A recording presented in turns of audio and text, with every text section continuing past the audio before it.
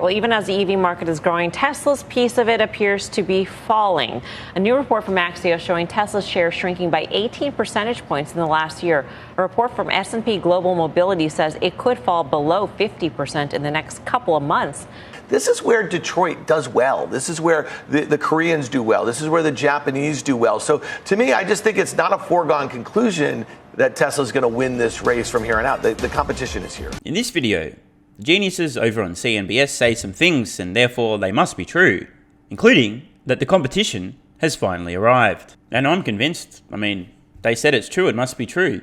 That's how it works, right? Of course it is. P.S. It's for your protection, not our quarterly profits. And also, some women have dicks. Wait, oh, I can't say that, can I? But I just did. Therefore, it must be true. The end. Let's move on. Oh, by the way, more on that particularly spicy topic coming to Patreon soon. If you're not a member and you're not a snowflake, you can join with the card in the corner or the link at the pinned comment. Well, even as the EV market is growing, Tesla's piece of it appears to be falling. A new report from Axios showing Tesla's share shrinking by 18 percentage points in the last year. A report from S&P Global Mobility says it could fall below 50% in the next couple of months. The biggest winner as Tesla loses ground, GM. I guess today we'll be learning a lesson about the difference between reality and narratives. According to CNBC here, as Tesla's market share essentially collapses while they continue to sell more vehicles week after week, month after month, and quarter after quarter. Think about that. If you can't figure out which is more important, percentage market share or the number of vehicles sold, congratulations on knowing how to use the internet and finding your way to YouTube. You far exceeded anyone's possible expectations. Congratulations. This is a recurring theme we will hear. This same narrative over and over. If you're talking to an NPC who doesn't know how to think and you do the thinking for them, you might be able to suggest that GM's going to be a big winner as Tesla's market share, in essence, collapses. Obviously, this is absurd, and I've covered this before, but just in case you're new around here, the entire electric vehicle market itself is growing.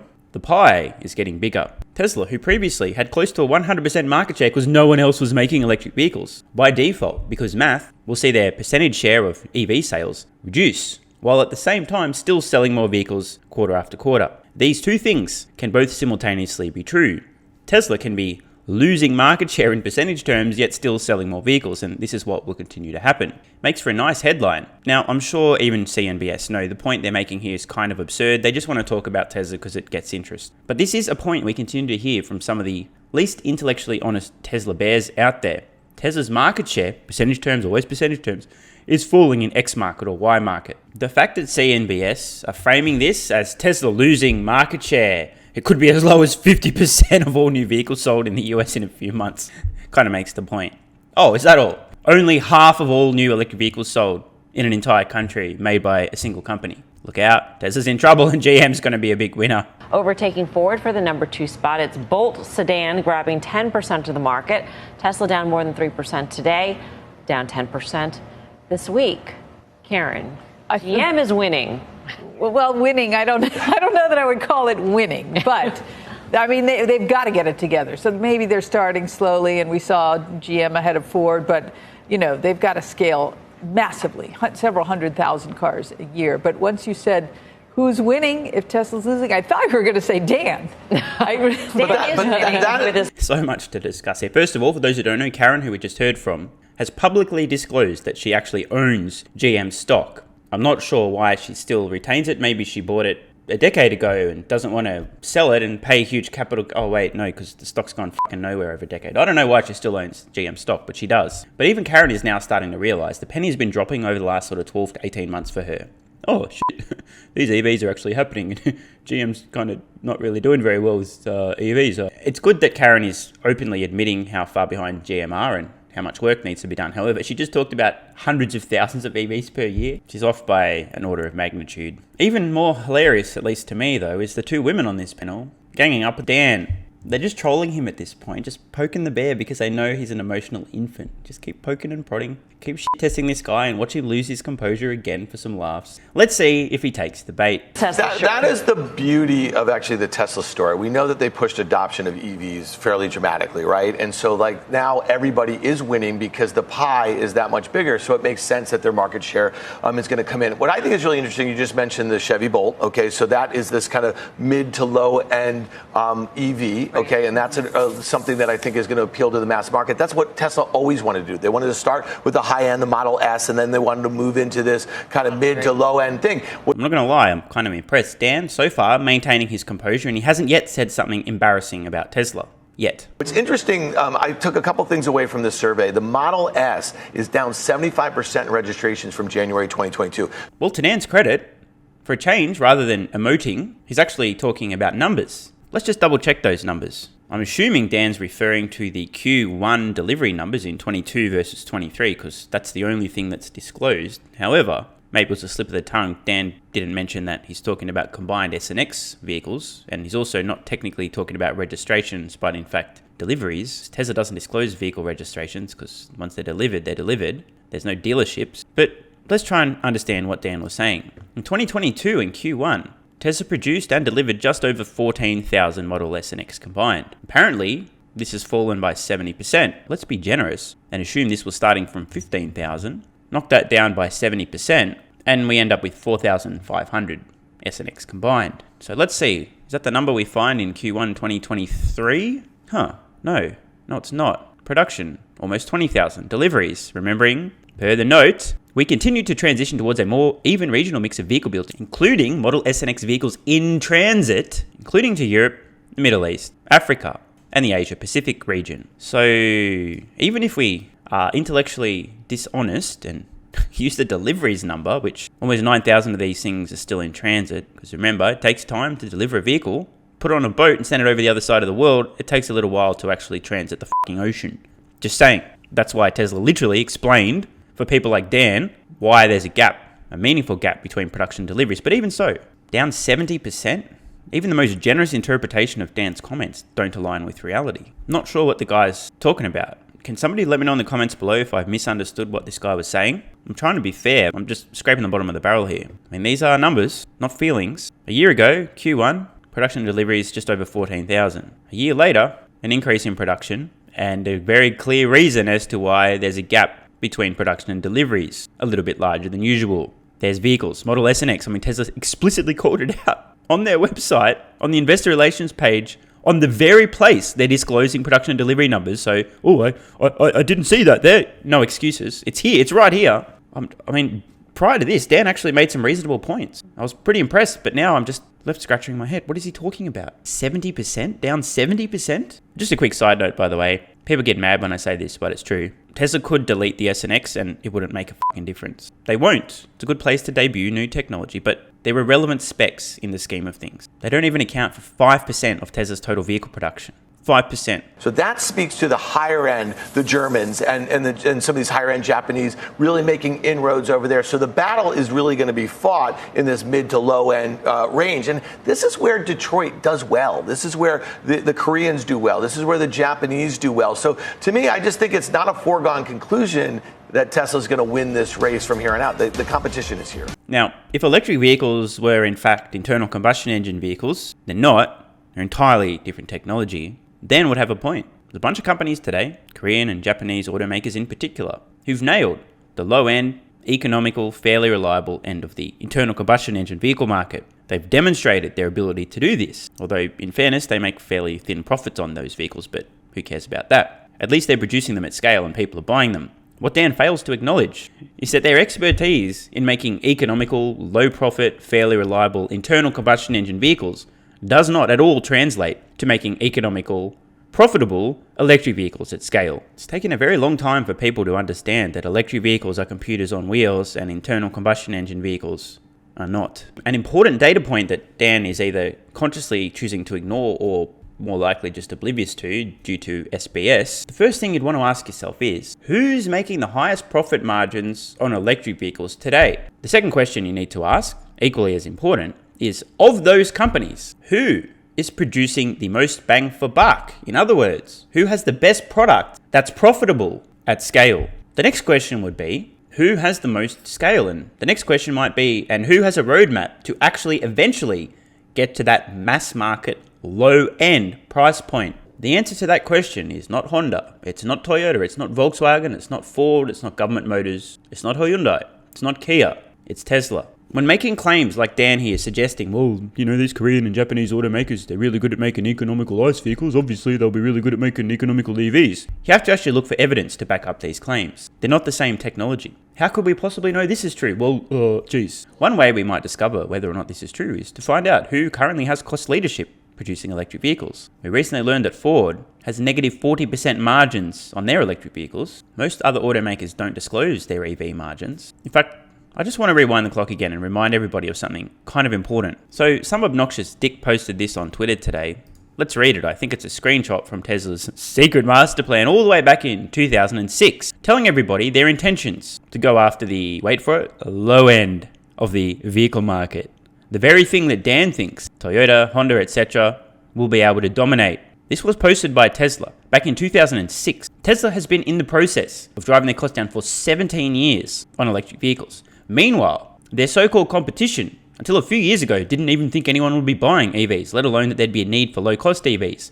And now they're scrambling to start following the same path Tesla began and announced to the world 17 years ago. Let me just read the highlights here. Remember, this is literally from 2006. Tesla has been executing against this plan for more than a decade and a half. And you think others who are a decade and a half late to the party are suddenly going to catch up? Good fucking luck with that, bro. The strategy of Tesla is to enter at the high end of the market, where customers are prepared to pay a premium, and then drive down market as fast as possible to higher unit volume and lower prices with each successive model. All free cash flow is plowed back into R&D to drive down the costs and bring the follow-on products to market as fast as possible. Tesla, moving as fast as possible, still can't make affordable, as in mass market affordable electric vehicles. But spoiler alert, they're closer than anyone else. They have a 15 plus year lead and it's no contest. From the perspective of somebody like Dan, for whatever reason, he believes that these companies click a finger, suddenly they've caught up to Tesla. In fact, they've overtaken Tesla and now they're dominating in the low price, compelling electric vehicle segment. Tesla's so-called competition literally needs a telescope to see them. Tesla has cost leadership. The following point is super important. Today, Tesla can sell, not make, sell with a juicy industry-leading profit margin, a compelling electric vehicle to a consumer and make a huge amount of money on that vehicle for less than it costs their competition to make the vehicle. Significantly less. Tesla's so-called competition now is losing money on vehicles trying to compete with Tesla on price, whereas Tesla is making 2-3 times more than the industry average. It's Tesla with the cost advantage. It's Tesla with the ability to drive the cost of their products down further. Tesla will be first to the mass market in terms of profitable EVs at scale, and it's no contest. Back to the tweet thread. This guy's so fucking obnoxious. Not sure what parts of drive down market as fast as possible and drive down the costs as fast as possible people do not understand.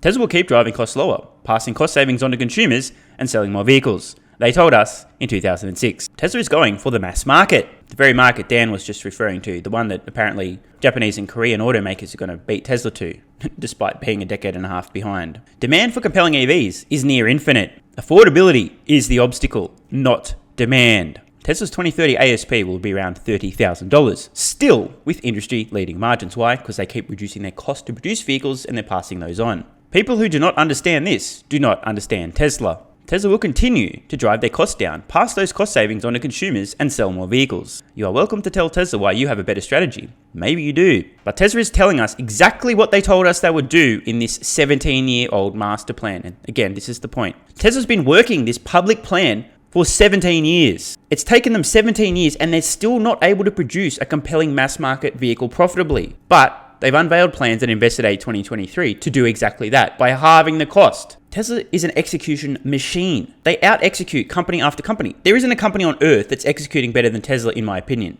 They're moving faster than everybody else. And they've been moving faster than everybody else in that direction for a decade and a half. It's absolutely absurd to think there's any other company with a hope of catching up to Tesla and entering the mass market and selling profitable EVs at scale. The only way you can introduce a mass market affordable vehicle to compete with Tesla on cost is if you're willing to lose tens of thousands of dollars selling those vehicles. And obviously that's not a sustainable business model. According to Dan, it's not a foregone conclusion. Dan, I'm here to tell you, my friend, it is. It's 2023. 17 years ago, Tesla laid out in explicit detail, in no uncertain terms, exactly how they intended to drive the cost of electric vehicles down to a point where just about everybody can afford them.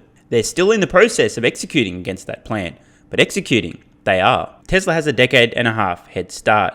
Now, in fairness, some of the cost of the materials and components in electric vehicles have come down, so automotive manufacturers aren't starting exactly at the same place Tesla was. But they're a lot further behind than people realize. Battery costs have come down and will continue to come down, and they're the most expensive thing in an electric vehicle. Yet still today, as we've seen, companies like Ford have negative 40% margin on their electric vehicles. So obviously, if Tesla can produce an electric vehicle with a 25% plus gross automotive margin, and Ford is currently producing vehicles with a negative 40% margin, obviously there is a lot of work for Tesla's so-called competition to do to match on price. And the only way that these companies can compete with Tesla in the mass market is by driving their costs down even faster than Tesla has already done. Is that possible? Yes. Is it likely?